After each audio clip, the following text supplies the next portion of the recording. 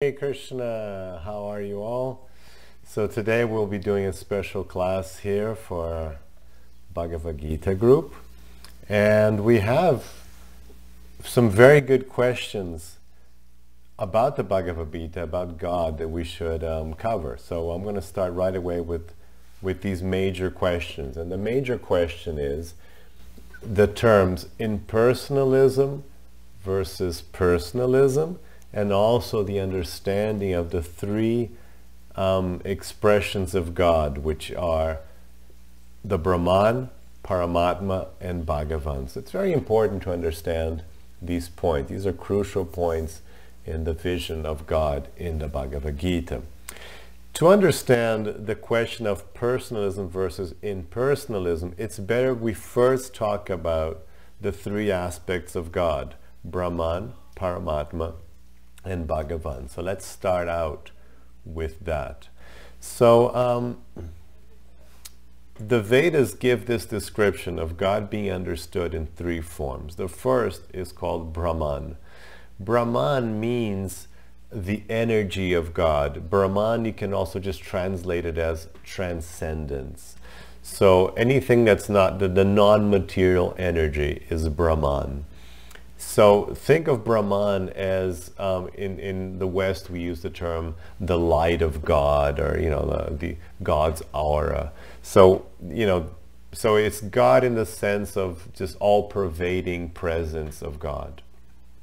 Everywhere and anywhere, the all-pervading presence of God is called the Brahman. So you have the Brahman aspect. So in Brahman we have God's energy, basically. Paramatma, Parama means beyond or super, and Atma means soul. So Paramatma is translated as super soul.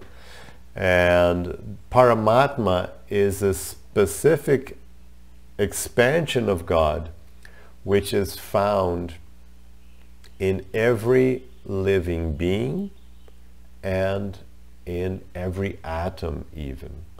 It would be the presence of God, the direct expansion, the full presence of God in everything and every living being.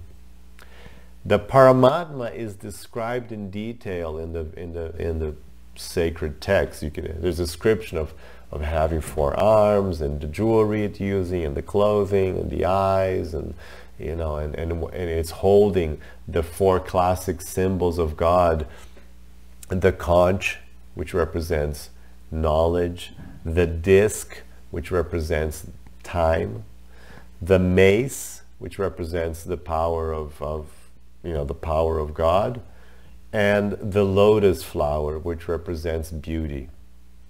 So the Paramatma form is described as holding these 4 objects in each of its arms, and with the eyes, and the beautiful smile, beatific smile, the calm beatific smile, and the jewelry, the Kaustuba jewel, and yellow silk clothing and jewelry. So there's a specific description of this form, and this form would actually be present there. And the great yogis in the past, they would meditate.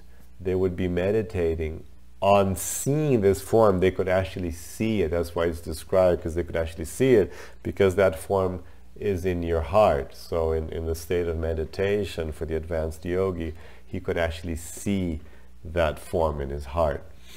So in Paramatma is specifically a form of God, an expansion of God that exists within the material world. It's not something, you won't find the Paramatma form in the divine abode, because it's specifically God's expansion into this material world and into all of us.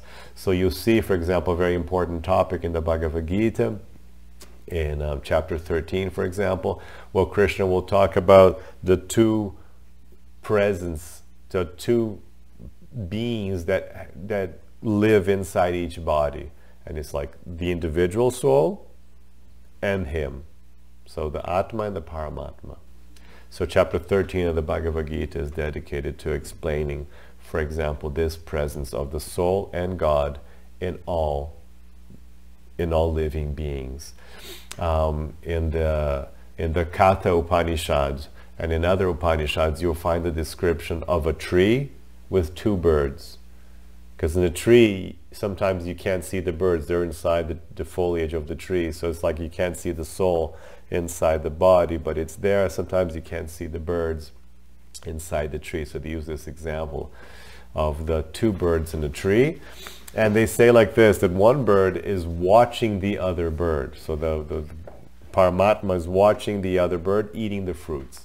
So we're the ones trying to enjoy the world, trying to eat the fruits of the world. And Paramatma is just watching over us.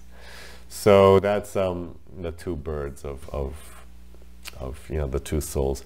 So that's Paramatma. So in Paramatma we have the energy of God and we have form. So we have energy and form in the Paramatma. But you don't really you don't hang out with Paramatma, you don't really dance with him, you don't talk with him. So there's no personality in the sense that you don't really interact in a personal way. The Paramatma form is almost like a deity. If you've been to a temple and you walk into a temple and there's a deity, a statue form of God, so you go there so you can see it, there's a form, there's the energy, you can pray to it, you can meditate on it, but you won't dance with it, you won't hang out with it, you won't talk back, you won't normally won't speak back to you, it's a form and energy of God. And then finally you have Bhagavan. Bhagavan means the personality of God. So in the Bhagavan form, you have the full manifestation of God, where you have the energy, the form, and the personality. So it's God as he really is, moving and talking and holding and dancing. You can touch him, he'll touch you, he'll talk to you, you can see him face to face, have a conversation, you can play with him, so it's God in its full manifestation. Totally transcendent, of course, because the concept of transcendental form and personality are central to the path of yoga, to the bhakti tradition. So you have this full manifestation of God, who you've seen the paintings of Krishna with the gopis or the friends, so that's Bhagavan form, the full manifestation of God with a specific bodily form, a specific personality, a specific abode, divine abode to go with him. So for example, with Krishna, you have Radha and Krishna, you have the abode of Vrindavan, where the divine abode, where it's a pastoral scene with lots of nature and lots of intimate, loving relationships between Krishna and his associates. So that's the Bhagavan form. So in Bhagavan you have energy, form, and personality. So of course, of these three forms of God, the highest obviously is Bhagavan, which is where you can have the full interaction and dealings with God, in full manifestation of your relationship, of your bhakti, of your love with God can happen. Now, so what's personalism versus impersonalism? Well, first let's go back to the Sanskrit term. So in Sanskrit, what you say is Advaita. Advaita means two. Advaita, not two, non-dual. So Advaita concept, the Advaita concept was championed by Shankaracharya, who was an 8th century, about 780. They think he was born. So it's around 8th century guru in India, very famous, important guru in India. So Shankaracharya, he championed the concept of Advaita. So when you hear people talk about Vedanta philosophy or Advaita philosophy or Shankara, this is what they're talking about. They're talking about this 8th century guru, Shankaracharya, and he proposed that actually everything is just Brahman. So his idea was that, look, forget everything else.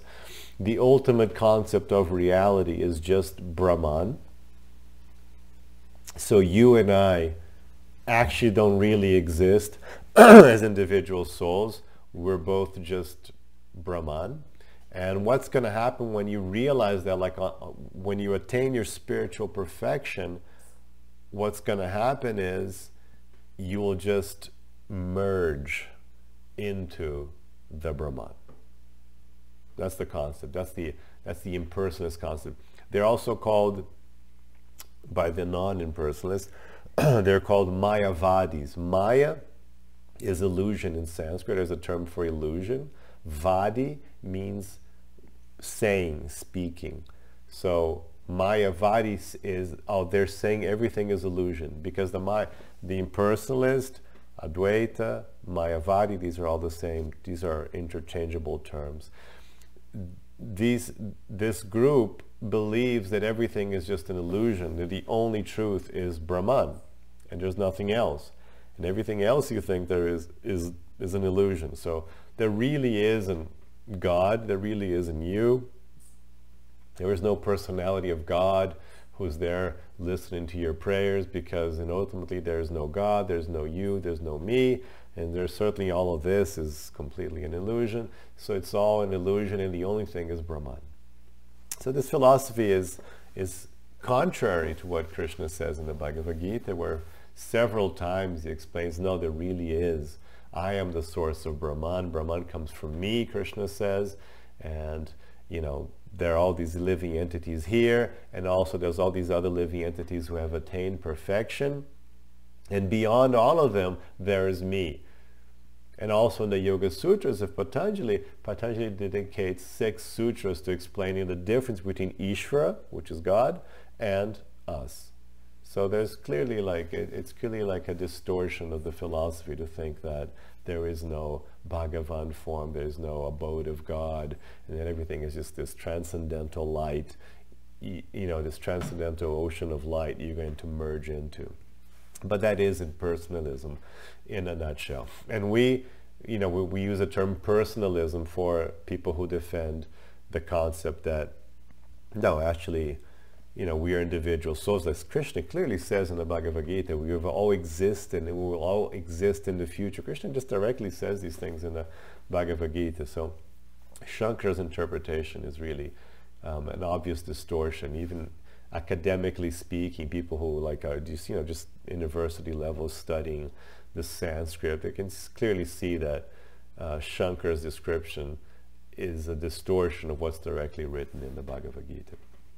So we are eternal souls. We always exist, and God exists. He's beyond. He's different from us. He's different position from us, a different tattva. We use the term. He's a different category from us, as he is the source of everything, and we are his parts and parcels. So Krishna, and again, this is also Krishna says in the Bhagavad Gita, "Mame vamso jiva loke." You're all my parts and parcels. You're all my parts here. But so we call this personalism, this concept of we're actually in the perfection. What happens in the perfection that I don't have to be in a physical material body anymore. I can just exist in my transcendental Brahman body and interact with the transcendental Lord in his Brahman body, and in the Brahman abode of God, and we can enjoy activities in Leela and share love for all eternity in paradise. So that is actually our view.